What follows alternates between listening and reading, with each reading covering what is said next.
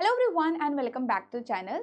तो UK bank ने new recruitment की नोटिफिकेशन रिलीज की है for LBO local bank officer के लिए। इन्होंने फॉर द ईयर 2025 एंड 26 के लिए नोटिफिकेशन रिलीज किया है। ठीक है, अब यहाँ पे क्या क्या चीज़ें इंपॉर्टेंट है, क्या इंपॉर्टेंट डेट्स हैं, कौन सी इंफॉर्मेशन इंपॉर्टेंट है जो हमें पता होना चाहिए बिफोर फिलिंग दिस फॉर्म, कि आप लोग डिसाइड कर पाओ कि आपके लिए ये फॉर्म सही है या नहीं है और आप इसको फॉर्म को फिल करो। ठीक है, so let's discuss all these important points. तो आपका सबसे पहले तो जो रजिस्ट्रेशन का डेट है स्टार्ट कब से हो रहा है, 16 जनवरी से हो रहा है। ठीक है, और इसका जो लास्ट डेट है वो आपका कब है, लास्ट डेट आपका यहाँ पर 5 ऑफ फरवरी 2025 है। ठीक है, तो 16 जनवरी से लेकर 5 फरवरी तक आप फॉर्म को फिल कर सकते हैं। ये दोनों ही डेट्स आपके इंक्लूसिव होंगे। ओके, सो ये चीज़ आपको ध्यान रखना है, तो याद रखिए this is the important date. Okay, and उसके बाद जब आपका एग्जाम होगा तो इसके बाद ही होगा। ओके, तो यहाँ पे जितने भी आप फॉर्म फिल करोगे वो डिफरेंट डिफरेंट स्टेट से होंगे, मतलब स्टेट वाइज आपका फॉर्म होगा। तो इसको देख लेते हैं। ठीक है, और डिफरेंट डिफरेंट आपकी एलिजिबिलिटी होगी। ठीक है, आप एलिजिबल हैं या नहीं हैं एक बार ये ज़रूर चेक कर लीजिएगा। ओके, तो आप इस लिंक से आप यहाँ पे से फॉर्म फिल कर सकते हैं। ठीक है, ऑनलाइन फॉर्म फिल करना है आपको। ओके, एंड यहाँ पे जो वैकेंसीज हैं, टोटल वैकेंसीज कितनी है आपकी, 250 वैकेंसी है, और हर स्टेट के लिए डिफरेंट डिफरेंट वैकेंसी गिवन हो रखी है हर कैटेगरी के लिए। ओके, अगर आप यहाँ पे ध्यान से देखें तो आपके पास यहाँ पे से गुजरात के लिए टोटल वैकेंसीज कितनी है, 57। तो अगर आप इस स्टेट से बिलोंग करते हैं तो तब आप ये फॉर्म को फिल करिए।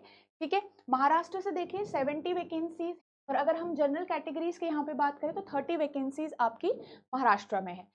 ठीक है, देन आपका असम में यहाँ पे 30 वैकेंसीज टोटल है, एंड यूआर के लिए बात करें तो 13 वैकेंसीज हैं। ठीक है, कर्नाटका में 35 वैकेंसी है, त्रिपुरा में 13 वैकेंसी है, सिक्किम में 6 वैकेंसी है ओनली, नागालैंड में 5, मेघालय में 4, केरल में 15, एंड तेलंगाना आंध्र प्रदेश वाले सर्कल में आपकी 10 वैकेंसीज है, जेएनके में 5 वैकेंसी। तो ये टोटल मिला के आपका 250 वैकेंसीज बन रही है। ओके, अब ये भी ध्यान रखना है कि आपको मैंडेटरी बोला गया है, तो आपको ये लोकल लैंग्वेज है आनी चाहिए। याद रखिएगा, जब आपको ये लोकल लैंग्वेज आती होगी, पढ़नी आती होगी, बोलनी आती होगी, लिखनी आती होगी, तो ही आप उस स्टेट से फॉर्म फिल कीजिएगा। ऐसा नहीं कि आप वहाँ पे थोड़ा वैकेंसी ज़्यादा हैं आपके स्टेट से तो आप वहाँ से करो, नो। याद रखिएगा, if you know these languages then only fill the form. Okay, तो यहाँ पे से अगर हम ये चीज़ देखें, कोई भी जो कैंडिडेट है वो सिर्फ एक ही स्टेट के लिए फॉर्म फिल कर सकता है, मतलब आप 2 स्टेट से फॉर्म नहीं फिल कर सकते हो। अगर आपने एक जगह से कर दिया तो दूसरी जगह से नहीं करोगे। ठीक है, और जिस स्टेट में कोई ज़्यादा वैकेंसी नहीं है या 0 वैकेंसी है, वहाँ से भी अगर आपने फॉर्म फिल किया तो भी आप दूसरे स्टेट के लिए एलिजिबल नहीं होगे, और आपका फॉर्म जो होगा, एप्लीकेशन जो होगा वो कैंसिल की हो सकती है। ठीक है, तो ये चीज़ आपको ध्यान में रखना है। अगर हम नेक्स्ट इसमें बात करें,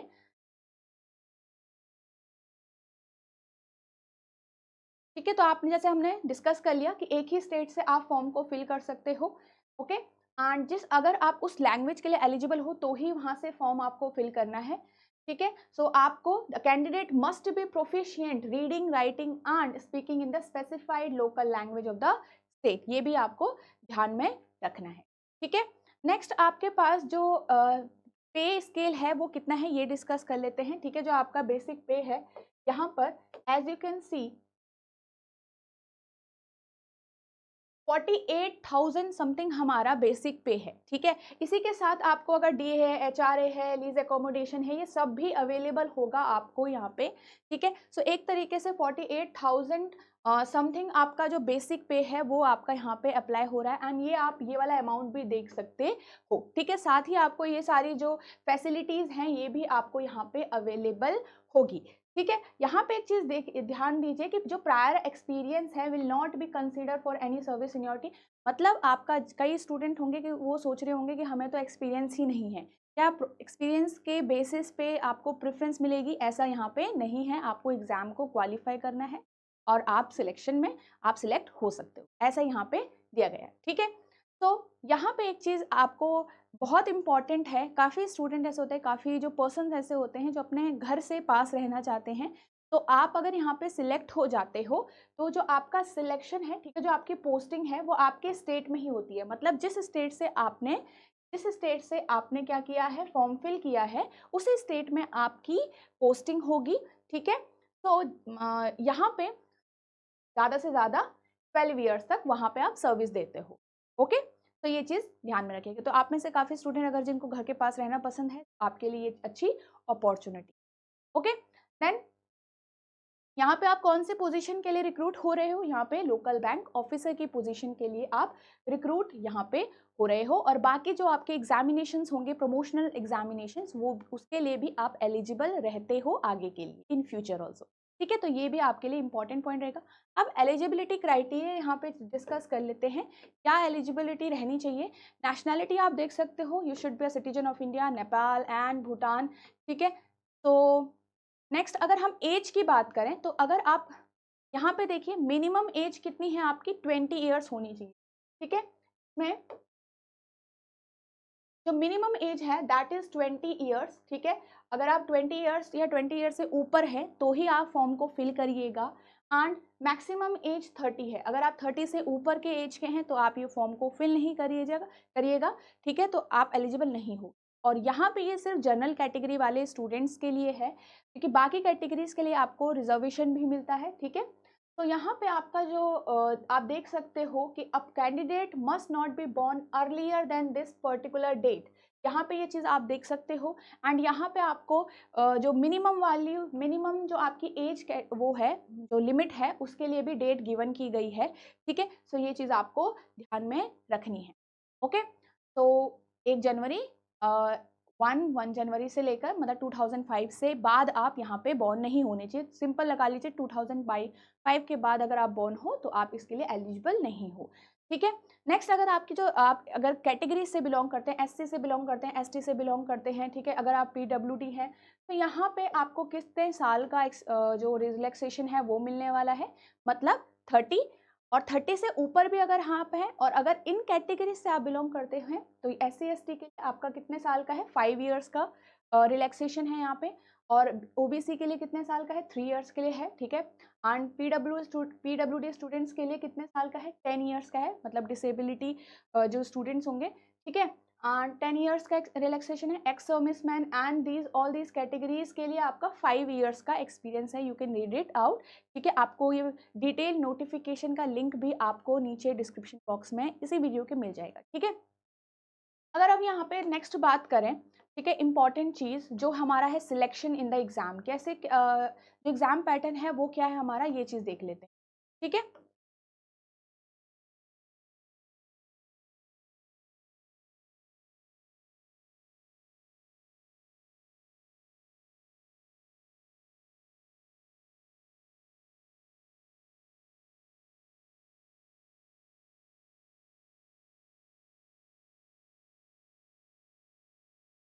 ठीक है, तो यहाँ पे जो आपका फी स्ट्रक्चर है वो क्या है, एक बार इसको देख लीजिए। फीस आपकी, अगर आप SC ST या PWD जो कैटेगरी है उनसे बिलोंग कर रहे हैं तो आपका जो फी है 175 रुपीज़ है, ठीक है। एंड आपका जो अदर स्टूडेंट्स हैं जो इन कैटेगरी से बिलोंग नहीं करते, अगर आप EWS हैं, जनरल कैटेगरी से हैं, तो आपकी जो फीस होगी वो कितनी होगी, 850 रुपीज़, ठीक है। और ये आपकी फीस जो है वो नॉन रिफंडेबल है, ठीक है। तो आपने फॉर्म फिल कर दिया तो वापस आप इसका रिफंड नहीं ले सकते अगर आपके मन में कुछ भी चेंजेस आते हैं बाद में, ठीक है। सो 175 for ST ST and PWD categories and other category जो भी हैं उनके लिए 850 रुपीज़ है यहाँ पे, ठीक है। और यहाँ पे अगर हम बात करें पेपर पैटर्न की, which is very very important, जो मेन चीज़ है यहाँ पे, ठीक है। आपका जो एग्जाम पैटर्न है बिल्कुल जो बैंक PO मेंस होता है उसकी तरह है, यहाँ पे आप देख सकते हो। रीजनिंग एंड कंप्यूटर एप्टीट्यूड है आपके 45 क्वेश्चंस आपके इसमें आ रहे हैं, ठीक है। और टोटल मार्क्स कितने हैं, 60 मार्क्स का है। तो आप देख सकते हो जो एग्जाम का लेवल होगा वो अच्छा खासा होगा, ठीक है। यहाँ पे फिर general economy and banking general awareness भी है साथ में ही पहले ही एग्जाम में, ठीक है। तो ये आपका एग्जाम है मतलब फर्स्ट, तो यहाँ पे आपका 40 क्वेश्चन है एंड 40 मार्क्स है, okay. Then English language 35 questions हैं, 40 मार्क्स हैं। तो आपको पता है कि हर क्वेश्चन 1 मार्क का नहीं होगा, कुछ क्वेश्चन आपके 1 से ज़्यादा मार्क्स के भी होंगे। डेटा एनालिसिस एंड इंटरप्रिटेशन आपको गिवन किया गया है, मतलब सिंपल मैथ्स नहीं आनी, डीआई और डेटा सफिशिएंसी वगैरह आपका यहाँ पे आने वाला है, ठीक है। 35 क्वेश्चंस एंड 60, तो एक तरीके से हम देख सकते हैं पीओ मेंस की तरह ही आपका ये दिख रहा है यहाँ पे। तो टोटल नंबर ऑफ क्वेश्चंस होंगे 155 एंड 200 यहाँ पे मार्क्स होगा, ओके। एंड नेक्स्ट आप ये चीज़ देख सकते हो, सिर्फ इंग्लिश लैंग्वेज आपका इंग्लिश में होगा, ठीक है। बाकी जो पेपर हैं आपके हिंदी एंड इंग्लिश दोनों ही लैंग्वेज में गिवन किए गए हैं, ठीक है। सो अगर आप ऐसे पर्सन हो जो हिंदी में कंफर्टेबल होता है तो you can attempt the paper in Hindi also, ठीक है। तो यहाँ पे आपको हर एक सेक्शन का डिफरेंट डिफरेंट टाइम भी अलॉट किया गया है। रीजनिंग के लिए आपका 60 मिनट्स का टाइम है, ठीक है। मतलब एक सेक्शन के लिए आप कंप्लीट 60 मिनट्स का, जे के लिए आपका 35 मिनट्स का टाइम है एंड इंग्लिश के लिए 40 मिनट्स का टाइम है, और जो क्वांट्स है उसके लिए आपका डीआई के लिए 45 मिनट्स का टाइम। तो जो टोटल टाइम आपको मिलेगा 3 आवर्स का मिलने वाला। इसका मतलब सेक्शनल टाइमिंग भी आपका गिवन हो रखा है एंड 3 आवर्स का कंप्लीट टाइमिंग टोटल है, ठीक है।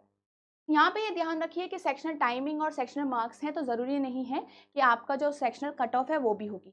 तो यहाँ पे कोई भी सेक्शनल कट ऑफ नहीं होगी, ठीक है। आपको एक ओवरऑल कट ऑफ क्लियर करना पड़ेगा। ओवरऑल कट ऑफ में यहाँ पे आपको एक मिनिमम क्वालिफाइंग मार्क्स लेके आने हैं, मतलब कट ऑफ को क्लियर करना है बस। और वो कट ऑफ डिसाइड करेगा bank according to the vacancy of the state, ये सारी तरीके से बैंक डिसाइड करेगा, जितने भी फॉर्म्स होंगे उसके हिसाब से, जितने भी स्टूडेंट्स होंगे उनके, ओके। तो ये आपको ध्यान में रखना है, no sectional cut off and you just need to qualify the complete cut off here, ठीक है। चलिए आगे देखते हैं। तो आपके लिए बहुत अच्छी अपॉर्चुनिटी है ये, मतलब यहाँ पे काफ़ी स्टूडेंट्स होते हैं जो एक किसी ना किसी सब्जेक्ट में वीक होते हैं, उनके लिए ये चीज़ अच्छी है कि आप जिसमें स्ट्रॉन्ग है वहाँ से मार्क्स लेके आ सकते, ठीक है। नेक्स्ट अगर हम इसमें देखें जो जो आपका रॉन्ग आंसर है, अगेन जैसे होता है आपका आपका जो रॉन्ग आंसर होगा वो आपका 0.25 ऑफ द करेक्ट आंसर होगा यहाँ पे, ठीक है। तो 1/4 होगा आपका यहाँ पे, ये चीज़ आपको ध्यान में रखनी है। तो रॉन्ग नेगेटिव मार्किंग भी है यहाँ पे, ठीक है। एंड कट ऑफ की अगर हम बात करें तो जो आपकी कट ऑफ है, मतलब जैसे बताया जो ऑनलाइन टेस्ट होगा आपका, उस ऑनलाइन टेस्ट के बाद आपका इंटरव्यू होगा, ठीक है। अब उस इंटरव्यू में आप कैसे सिलेक्ट होंगे, जब आप जो मिनिमम कट ऑफ है वो क्लियर कर लोगे, पास हो जाओगे, तो आप इंटरव्यू के लिए सिलेक्ट हो जाओगे, ठीक है। यहाँ पे आपके जितने भी मार्क्स आएंगे, ठीक है, तो जितने भी मार्क्स आएंगे वो आपको पहले नहीं दिखाया जाएगा, मतलब वो आपका जब आप मतलब एग्जाम दे के आ गए उससे पहले, उसके बाद जो है मतलब आपका रिजल्ट जब आएगा पासिंग वगैरह का, तो आपको मार्क्स नहीं, जितने भी स्कोर आपने लिए हैं वो आपको पहले नहीं मिलेगा, ठीक है, बाद में मिलेगा। तो ये आप देख सकते हो, scores obtained in online main examination will not be share with the candidate shortlisted for the interview.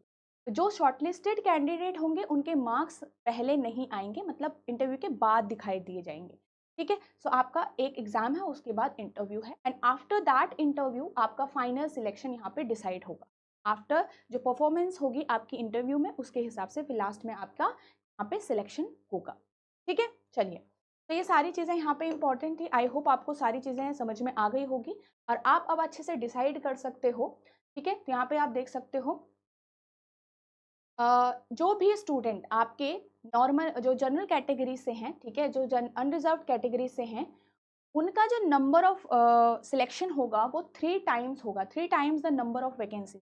मतलब अगर आपने किसी स्टेट से फिल किया है और आप जिस किसी मान लो यूआर कैटेगरी से हो, तो उस स्टेट में यूआर कैटेगरी की जितनी भी वैकेंसी होगी उसका 3 टाइम्स इंटरव्यू के लिए सिलेक्शन होगा ऑफ यूआर कैंडिडेट। बट अगर आप किसी रिजर्व्ड कैटेगरी से बिलोंग करते हो, ठीक है, रिजर्व्ड कैटेगरी से बिलोंग करते हो, तो आपका वहाँ पे 5 times of the vacancies selection होगा। मतलब इंटरव्यू के लिए कितने पर्सन सिलेक्ट किए जाएंगे यहाँ पे, 5 टाइम्स, ठीक है। चलो, तो आई होप ये सारी चीजें आपको समझ में आएगी।